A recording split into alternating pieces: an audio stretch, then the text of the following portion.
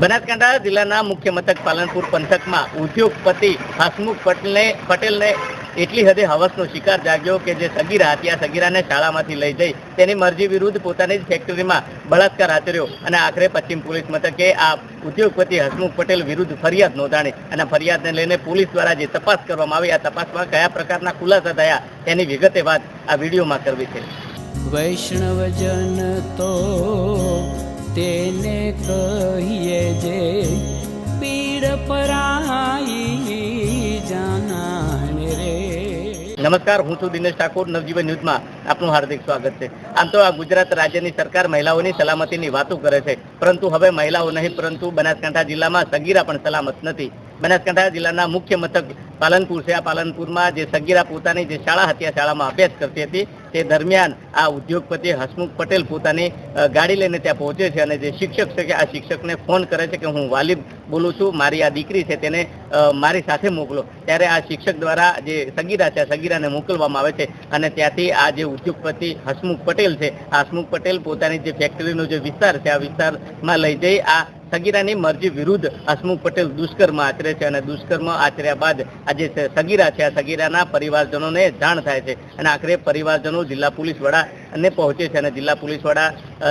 જોડે રૂબરૂમાં જઈ તે ફરિયાદ લખાવે છે અને આખરે પશ્ચિમ પોલીસ મથકે ફરિયાદ નોંધાયા બાદ પોલીસ દ્વારા તપાસનો ધમધાટ શરૂ કરવામાં આવે છે અને આખરે ગણતરીના કલાકોમાં ઉદ્યોગપતિ હસમુખ પટેલની અટકાયત કરવામાં આવે છે અને અટકાયત કર્યા બાદ તેને કોર્ટમાં રજૂ કરી 4 દિવસના રિમાન્ડ મેળવવામાં આવે છે અને આખરે આ રિમાન્ડની જે તપાસ હતી આ તપાસમાં ઘટસ્ફોટનો ખુલાસો સામે આવ્યો છે. કારણ કે ડીવાયએસપી જે ગામિતે કહ્યું કે આ જે હસમુખ પટેલ છે તે પોતે ઉદ્યોગપતિ છે અને આ ઉદ્યોગપતિ હસમુખ પટેલને ત્યાં આ જે સગીરા છે આ સગીરાનો પિતા ત્યાં નોકરી કરે છે અને આ જે સંબંધો હતા આ સંબંધો બનાવી આખરે આ જે હસમુખ પટેલ છે આ હસમુખ પટેલ એક વખત નહીં પરંતુ 5 થી 6 વખત આ સગીરા સાથે બળાત્કાર કર્યો હોવાનું તપાસમાં સામે આવ્યું છે. જો કે આ તમામ બાબત છે આ તમામ બાબતને લઈને ડીવાયએસપી જે ગામિત શું કહી રહ્યા છે તે પણ તમે સાંભળો.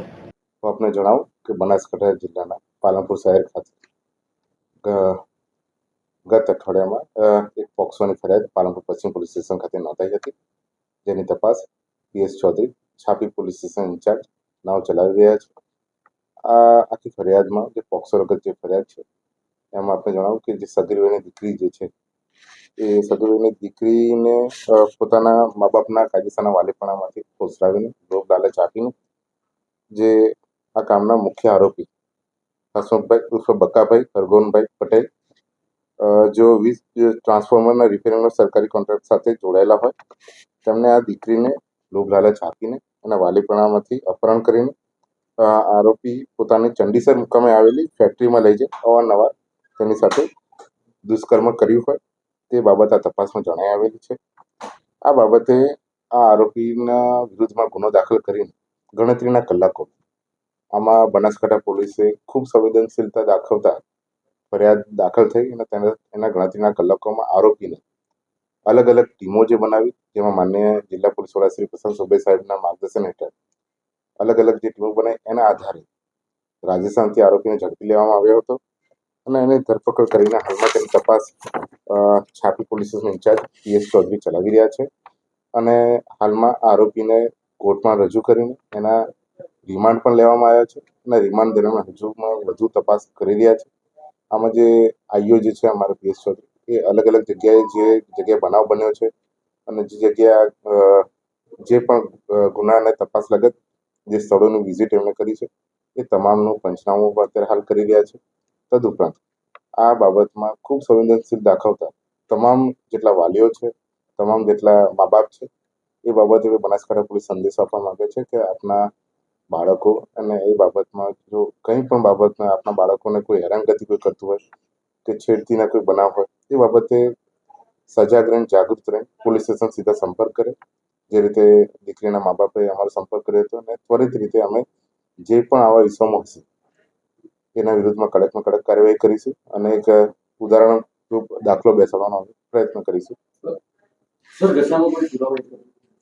હા, આમાં હાલમાં જે તપાસ ખૂબ સંવેદનશીલ રીતે અમે કરી રહ્યા છે ને એમાં અલગ અલગ પુરાવા પણ અમને મળી રહ્યા છે. જે બાબતે અમે ટેકનિકલ પુરાવા જે છે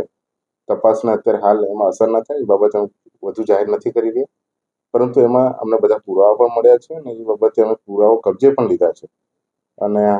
હજુ પણ જો રિમાન્ડ દરમિયાન બીજા પણ અમે પુરાવા એકત્રિત કરવાનો પ્રયત્ન કરી રહ્યા છીએ. પણ આપને જણાવી દઈએ કે આમાં ઝડપથી કન્વિક્શન આવે અને એક ઉદાહરણરૂપ દાખલો બેસે એ માટે બનાસકાંઠા પોલીસ કાર્યરત છે. સર, પોલીસ દ્વારા અનેક ઘટનાઓમાં આરોપીઓનું રિકન્સ્ટ્રક્શન કરીને તેમને કાયદાનું ભાન કરાવાતું હોય છે. ત્યારે આવા જે પોસ્કોના આરોપી છે તેમની સામે આરોપ છે એમનું કોઈ રિકન્સ્ટ્રક્શન કરાશે એવું કંઈ? આ બાબતે આપણે જણાવી દઉં કે ગુનાની જે રીતે ગંભીરતા જોતા એની જરૂરિયાત પ્રમાણે કે જ્યાં હાજરીની કે એની જરૂરિયાત હશે એ પ્રમાણે બધી કાર્યવાહી કરવામાં આવશે. એ બાબતમાં ખાસ કરીને કે જે રીતે આમાં કેટલા પુરાવા અમે ઊભા કરી શકીએ છીએ એને અત્યારે તપાસ ચાલી રહી છે અને અત્યારે હાલ 17 તારીખ સુધી અમારી જોડે રિમાન્ડની કસ્ટડીમાં છે. એ બાબતે અમે આગળની જે પણ કાર્યવાહી છે પણ ગુનાની ગંભીરતા જોતા સંવેદનશીલ જોતા એ પ્રમાણે આગળ જે પણ અમે કાર્યવાહી કરીશું એ પ્રમાણે જરૂરિયાત પ્રમાણે અમે એ કાર્યવાહી કરીશું આગળ. આરોપી સાહેબ અગાઉ કોઈ ગુનામાં કોઈ હિસ્ટ્રી હોય તેના સાથે કોઈ મદદગારી સામે આવ્યું? અત્યાર સુધીમાં બીજા કોઈ મદદગારીમાં બીજો કોઈ આરોપી નથી. મુખ્ય આરોપી જે પોતે છે એના આમાં ધરપકડ કરી લેવામાં આવી છે. બીજું કે ભૂતકાળના જે ગુના બાબત છે એ પણ અત્યારે હાલ તપાસ ચાલી રહી છે. જો એમાં કંઈ બાબતો હશે તો એ બાબત પણ આમાં અમે તપાસમાં સામેલ રાખીશું. તમે જો તે પ્રકારે હવસના શિકારી આ હસમુખ પટેલ આજે સંબંધો કેળવ્યા બાદ આખરે આ શાળા પહોંચે છે અને શાળાએ પહોંચ્યા બાદ આજે સગીરા છે તેને ગાડીમાં બેસાડી ફેક્ટરી લઈ જાય છે અને ફેક્ટરી લઈ ગયા બાદ આ સગીરા સાથે તેની મરજી વિરુદ્ધ હસમુખ પટેલ દુષ્કર્મ આચરે છે અને દુષ્કર્મ આચર્યા બાદ આખરે પરિવારને જાણ થાય છે અને પરિવારને જાણ થતાની સાથે પશ્ચિમ પોલીસ મથકે ફરિયાદ નોંધાણી અને ફરિયાદ નોંધાયા બાદ તેને ગણતરીના કલાકોમાં હસમુખ પટેલની અટકાયત કરવામાં આવે. પરંતુ સવાલ એટલો છે કે એક બાજુ અટકાયત કરવામાં આવી છે, બીજી બાજુ રિમાન્ડની જે મંજૂરી છે 4 દિવસના રિમાન્ડ મળ્યા છે. પરંતુ જ્યારે કોઈ સામાન્ય માણસ કાયદાનું ઉલ્લંઘન કરે છે ત્યારે પોલીસ દ્વારા તેને કાયદાનો પાઠ ભણવામાં આવે છે, તેનું વરઘોડું કાઢવામાં આવે છે. પરંતુ અહીંયા આ સલામતીની વાતો વચ્ચે આ ઉદ્યોગપતિ હસમુખ પટેલ દ્વારા આ સગીરા ઉપર દુષ્કર્મ આચરવામાં આવ્યું ત્યારે આ પોલીસ દ્વારા આ હસમુખ પટેલનું વરઘોડું કાઢવામાં આવશે કે નહીં તે તો આવનારો સમય બતાવશે. દિનેશ ઠાકોર, નવજીવન ન્યૂઝ, બનાસકાંઠા.